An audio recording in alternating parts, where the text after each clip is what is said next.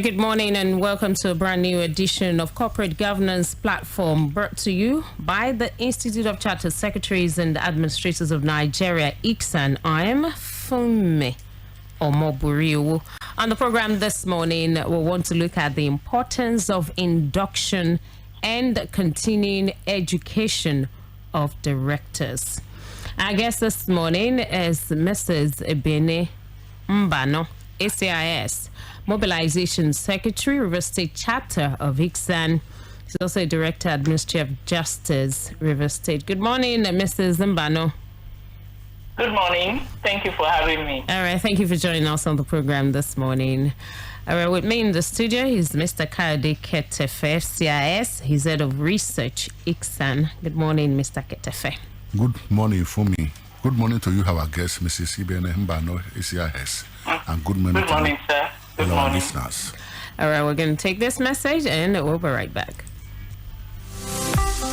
The world is constantly evolving into a knowledge-based economy where skills and competencies constitute the lifeblood of public and corporate governance. You therefore need to empower yourself to fit into this new world by gaining basic knowledge and improving your skill set in the governance-focused disciplines. That is why every aspiring as well as practicing professional in governance field needs ICSAN. ICSAN. What is ICSAN? ICSAN is a leading statutorily established professional body dedicated to enhancing the status and practice of corporate governance and public administration. ICSAN members are trained as chartered secretaries and administrators. Who are chartered secretaries and administrators? Chartered secretaries are high-ranking governance professionals with a broad base of skills, unique amongst other professions. They are trained in law, finance, accounting, administration, strategy development, and corporate governance.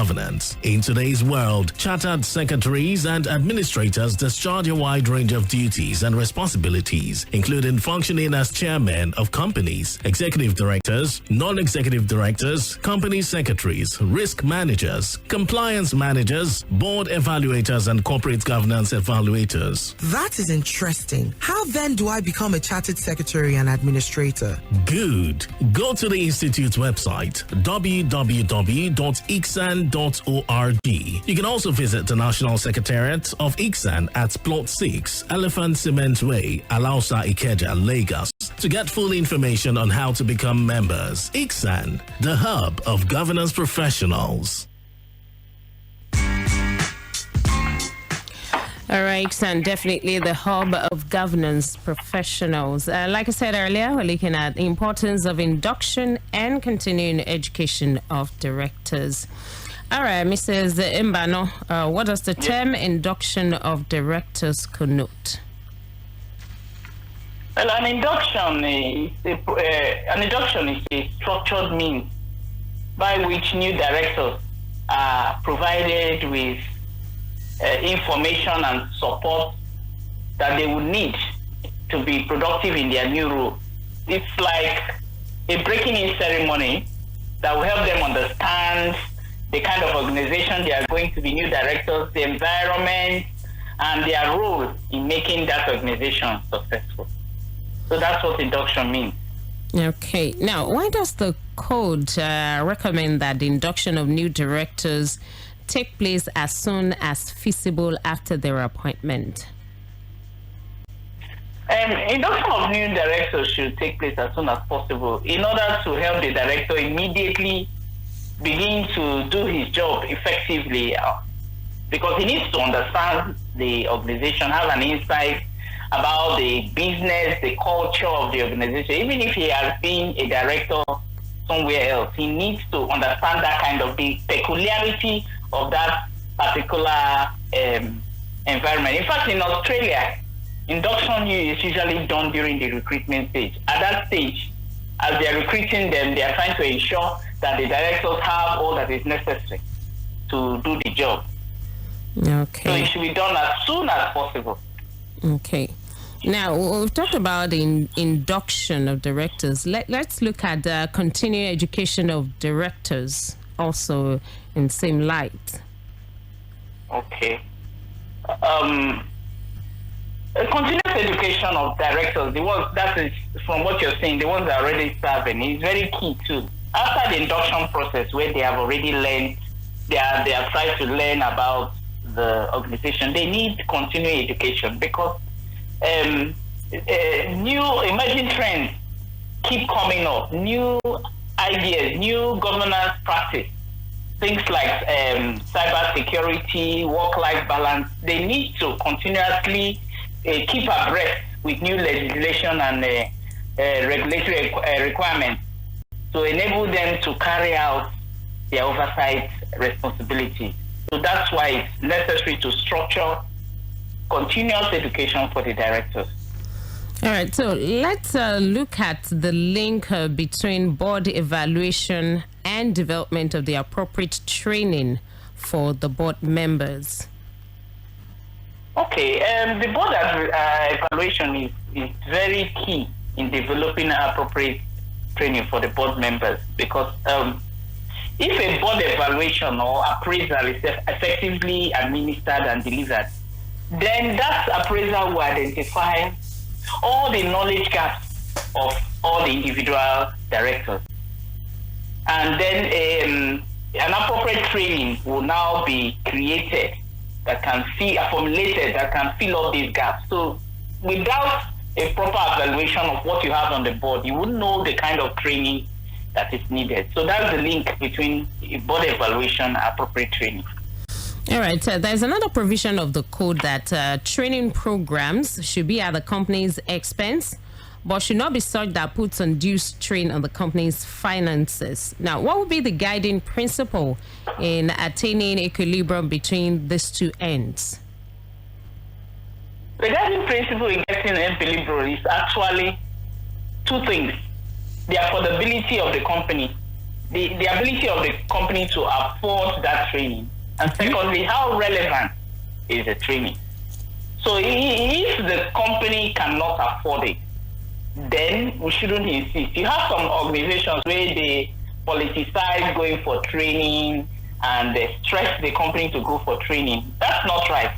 The company must be able to afford it, and then secondly, it must be relevant. It must have something to do with what the company needs. So that's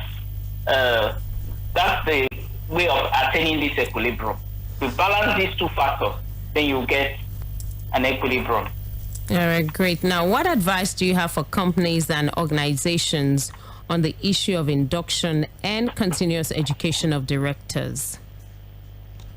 In the area of induction, it's very important to have a structured induction. That is, some organizations have informal induction where they just put the person through informally. But the advice I have for companies is that they should have a formal, structured induction to ensure that there is consistency and standardization in the kind of induction they do. Secondly, induction is not only traveling to board meetings. They need to actually get these directors to go within the organization, speak to staff, and gain understanding on how the culture and the operation of the company. Now, the area of continuous education is also key. So many new things keep happening, emerging trends, COVID-19, work-life balance, cyber security. We now have artificial intelligence. These things did not exist 5 years ago. So continuous education must also be structured. So update their knowledge, the knowledge of the existing directors, even though they have been long serving. It does not obviate the need for periodic training, given the dynamics of the environment that we operate. All right. Thank you so much, Mrs. IBIENE MBANO, ACIS Mobilization Secretary, Rivers State Chapter of VIX, and also Director of the Ministry of Justice, Rivers State. Thank you so much for joining us on Corporate Governance Platform this morning. Thank you for having me. All right, Mr. Ketefe. Now, what advice does the Institute have for firms and organizations who do not place due premium on training of directors? Thank you very much, Fumi. Apart from the fact that non-adherence to the practice of induction and continuous training for directors is clearly a breach of the Nigerian Code of Corporate Governance 2018. and also a breach of global best practices. I have to emphasize that adherence has its own inherent advantages. To start with, induction and continuous training has the effect of empowering the directors to discharge their duties more efficiently and more effectively. It also helps them to avoid liability by knowing how to deal with situations with knowledge and insight, and how to avoid the breach of their duties as directors. As a matter of fact, some directors, like non-executive directors, they require this initial induction we are talking of before they can even start to function properly.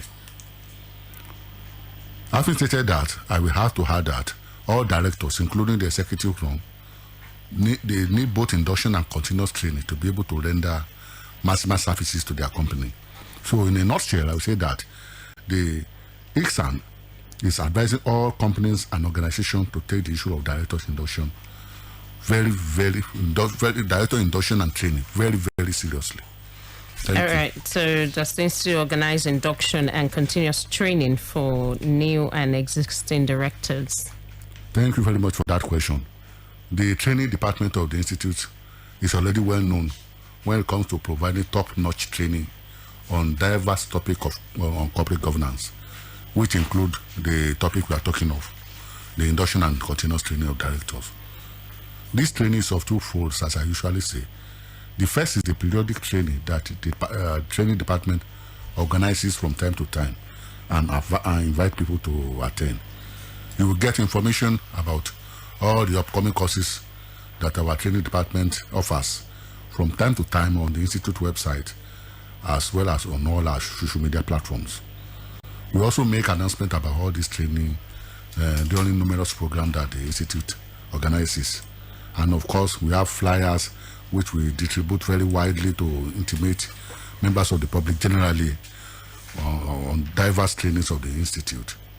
The second type of the training that training department offers is what we call the specialized training, which is organized for specific companies and organizations that request for it. So we have been providing excellent services on these two fronts, and I will use this opportunity to invite organizations, firms, and businesses to take advantage of this service in order to build the capacity of their directors. Right. So thank you very much and have a pleasant day. All right, thank you so much, Mr. Kayode Ketefe, FCIS, Head of Research, ICSAN. And that's how we'll wrap it up this morning on Corporate Governance Platform, brought to you by the Institute of Chartered Secretaries and Administrators of Nigeria, ICSAN. We'll return again next week, Wednesday, 10:15 a.m., right here on Equator 9.7 FM. I'm Funmi Omoburiu. Enjoy the rest of the day.